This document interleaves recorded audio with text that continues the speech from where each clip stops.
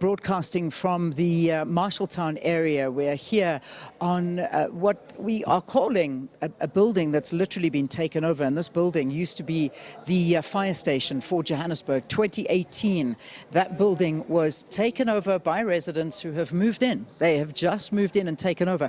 I just want to show you a little bit, and we're going to walk upstairs. I want to give you background check. So you know the water we were talking about earlier, so that was cut off. So there is no water supply at the moment. So, but instead, what the residents are using now is this emergency pump. And this is an emergency pump that, obviously, I told you this was a fire station. So they go into the hydrant, and that is where they get the water from. So this is where residents get water from.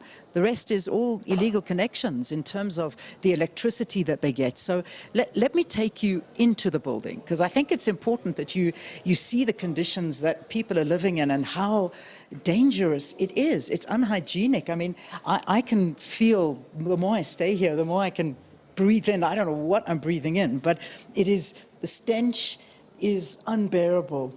The flies, the animals, I mean, the insects that you've got here, it is not safe for humans to be living like this. And you can just smell sewage. That's the biggest thing that you're feeling. So as you come up out of the courtyard, you come up these stairs, and this is where you find the residents are living. And there are 81 rooms. I can't tell you how many people are actually staying in the rooms, but that is pretty much so the situation of a lot of people that do live here.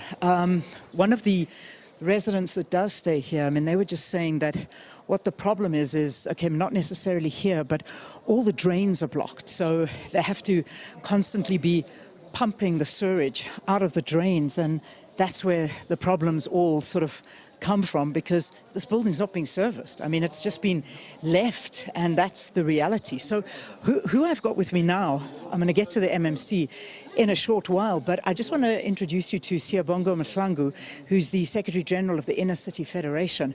Siyabonga, thanks for talking to us. So you work with these residents to protect them so that they can stay here and they have a place to stay, that they don't get evicted. Is that correct? Tell us what you do. The Inner City Federation, it works with the inner city residents, the whole entire inner city residents. We are protecting their right in terms of access to housing and also to access to basic services such as water and electricity. We are liaising directly with the City of Johannesburg with all the challenges that the residents are facing. Sometimes we do win when we're trying to resolve the matter amicable. Sometimes we have to take the city to court, just imagine, so that they will do their jobs, so that they can act proactive in terms of giving sufficient services to the residents.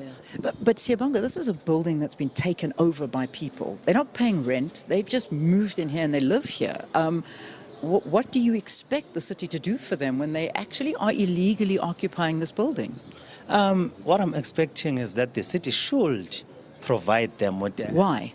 I suppose the question should rather be why. Why would you expect the city to give these residents free services when they're not paying for a thing and they're illegally occupying it? Remember, in terms of the Constitution of South Africa, if someone is failing to assist him or herself, the city has to intervene and assist those people. Even in terms of access to free basic services, the city itself has come up with the ESP, we call it ESP, but it's expanded social package, where you go and register and raise your hands and say, I'm failing to assist myself. Can you please provide me with free basic services? It's their duty to do so. But at the same time, illegally occupying a building? I mean, because this is illegally occupied. You don't just... It's not a place that is set up by the city to assist people that got nowhere to go. It's not a shelter. It's a building that they've just taken over. Yes, I agree, but we should look why these people are in here. If the city provided enough housing within the city, do you think these people will be in this building? No. But because of the failure of the city, the people find themselves in such situations where they just go in and just stay because they don't have anywhere else to go, because they can't afford to pay rentals. Remember, to stay within the city is too expensive. The cheapest rent within the inner city, we can say, it's around 3,400. All right, Siyabonga, I've got the MMC. I'm gonna just move down the passage as I go. But Siyabonga, it's interesting to hear your perspectives and seeing. But here's the MMC that we've got with us, and we say thank you so much for you to coming and seeing us, MMC Mgcini Tshwaku, who is for public safety here at this building. I mean, this is in a terrible state, MMC. This building. Yeah, of course it is, because the building was actually hijacked. It was closed. This building can sink anytime. Yeah. Okay, can sink anytime. It was actually more bolted, and people came in here. They invaded it. Of course, the matter is actually in court. Okay, so that we are able to evacuate the people. We're not evicting. We're evacuating, for the sake of safety of them as well. Yeah. Okay. I know that the mayor and the city is actually working now in terms of the alternative accommodation, okay? Because the problem now is alternative accommodation. That actually rests with the human settlement. You've seen that in other building called Motor Building. We've actually cleaned it the last month, and people have been relocated to a place called Flare Off. Okay, the same thing is going to happen here. We're going to take the people and take them to another place. Okay, yeah. And then there are other places that we've also cleaned as well, which is your it was the Remington, so we put the city has evacuated people into next to Denver as well. Okay, so yeah, so this is the problem that we're having. The only thing that we're having here is just that people can be moved out into the city, not actually far away from the city, but to an alternative accommodation. Yeah. But some of it is not. And they don't want to go. I mean, that's what I've gotten from people here. They're very happy staying here, but they're demanding services from the city. I mean, that's what they're saying. I mean, if I look over here, and we can just show you, sorry. So over here, I mean, these are the drains that they're saying, and I'll just ask. This is nothing, by the way. And that is nothing. I mean, I can take you to buildings where it's very bad. It's extremely bad. And what we've been saying is that when we need to, how people, they just need to be careful in terms of occupying this building because they are very, very dangerous. Okay, same as what Usindiso actually happened. But the problem is that the matters, they actually become sub judice, and there's nothing we can actually do. Okay. And also, I know that the city is actually working on the alternative accommodation, and these buildings actually can be, if the people can actually move out, and then they can be converted into affordable accommodation. So that is a situation that we're having at the city. So, MMC, we've lost the inner city. I mean, when you drive through the inner city of Joburg, and we actually chose this building because, as bad as it is, we still feel safe here. Because there are many buildings in Hillbrow, Berea, where, us going in as a team, and thank you so much for providing protection for us here. But if you go there, you won't come out. We find that here that there are not many foreigners or illegal immigrants that are living here. These are South Africans. But in majority of the building, it is the case, by the way. Yeah, that there are South Africans, not illegals. What happens is that the owners of those places, they actually rent them out. Is the building like that here? Because the guys are saying they don't pay rent here. Well, what normally happens is that there will be someone who's coming in, like hijack or something. Then they're going to be wanting rent here as well. So. When they're saying that there's no one collecting rent, I don't believe that. Okay. We suspected that too. There's someone collecting rent here, guaranteed. but they will never tell you. In many buildings that I've been inspected and all of that, and some of the people, we have actually nabbed them. We've actually demanded from the people here, they must give us their accounts, and then when we do a forensic analysis, we trace the person. Remember the building in Hillbrow? Where we've managed to reclaim it, and then we managed to chase those people, and some of them are coming from Limpopo, KZN, quite a lot of people coming from KZN. They're coming here, then will probably come in and then they hijack these buildings. So, but look, in the inner city, I tell you right now, Leanne, it's not all lost. I tell you right now, okay? If you start from Gandhi Square, Marshalltown, as you go up, the main problem we're having is Ward 59 and Ward 23. That is your MTN taxi rank. Yeah. That is where we are now. We're actually reclaiming in that area. But if you go down, I mean, on the Standard Bank, on the upper side, the Bank City, as you go out. Right there. At the Bank City, but it's not all lost, We can actually, recover that. But, for example, if you look at the issues now for the bylaws, right? For example, the informal traders, many organizations and NGOs, they would they would take us to really court, and then, but you find that people are actually breaking these bylaws, and then you find that when you go to court, you are told that, no, you must leave those people there. But I told them at the Delvers, people are not supposed to be selling there because, because they don't have any permits, okay? So, but they will go to court, and then the judge says, leave them there. And I told them that I'm not going to listen to anyone. The judges and the court must do what is called inspection on local. Yeah. Many people have actually, I've taken them out, and by the way, and then we have to force them to go to an alternative accommodation because the buildings are very bad. This one here, by the safety department from labor, they came in here and they said this building can actually fall at any time. That's why we have a new central fire station now that we've built. And the problem is that these NGOs and these other people that are coming here, they don't care about that. You see, they don't care about any safety. They go to court and all of that. But we tell them, guys, can we find a way? Can you find maybe an alternative accommodation, probably like some prefurbs or maybe something like maybe a tent bed, because we've closed these buildings because of the fact that they are not safe. Yeah, but they go to court, and then after that, we've got nothing to do. I mean, I'm watching videos from, I'm not sure when it was, at 65 de Villiers. It's still closed. I mean, where you closed it up. I'm watching that video that's all over social media. I went there. And you got the guys that were actually taking a hammer and bashing down so they could reopen it. You know what happened there is that the JMPD closed it, and then the other maintenance department of the city, they actually bolted up. Now, all of a sudden, some guy came out and claimed that it's his building, right?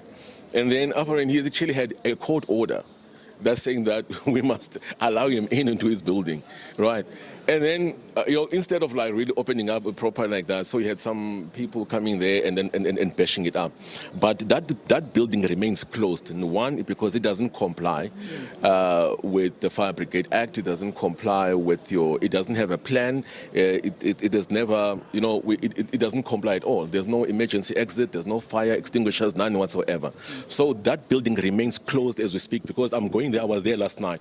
I'm going there as well. But there are also, the problem is the people outside. There's a lot of people outside who are selling clothes and everything. I know that the matters, they say it's in court, but look, I said to the courts, let them do an inspection on local. No one is going to go there. No one is going to sit on that area. That building is going to remain closed up until the owner fixes that properly and works. I think this is a nice opportunity, and I'm sorry if I'm ambushing here, but Siyabonga is somebody who you have just referred to in your previous answer about organizations that fight for the right to keep people living in this building.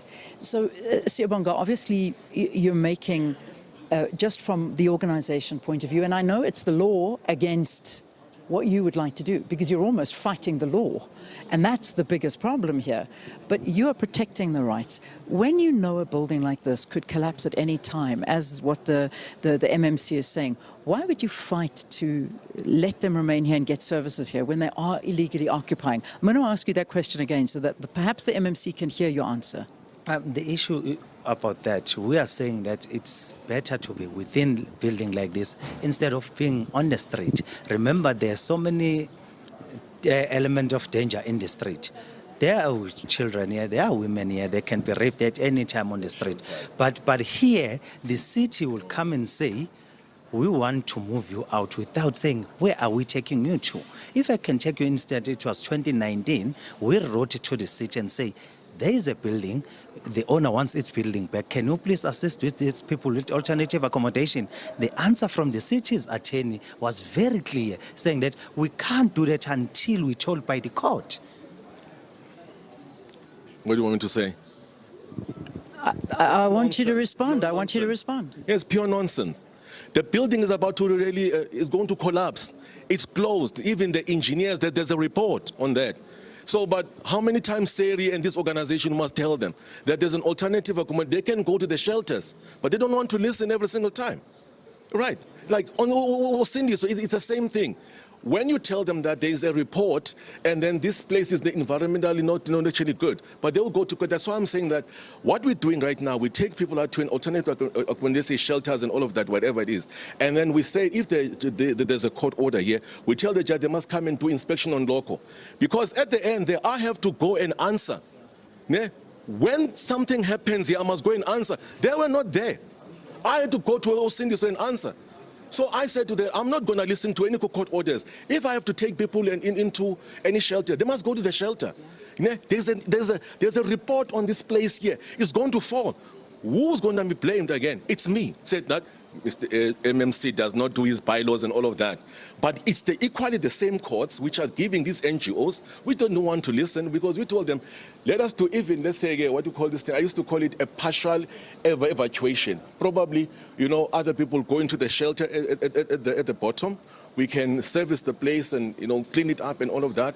But they actually even kicked it out as well. So I said that, whose fault is this? If they go and run to court, but we show them an engineer, a structural report that said the place is going to collapse. This place is going to collapse, by the way, because there's a big hole underneath. And Department of Labor and everyone came in and said, this place is going to be thing. I said I'm going to sign a disclaimer to say that, look, I've tried my best. I've warned people, and I even warned the courts. Then it's going to be not on my fault in terms when this place falls. This is not this only place like that. There are many places here in the city like this as well.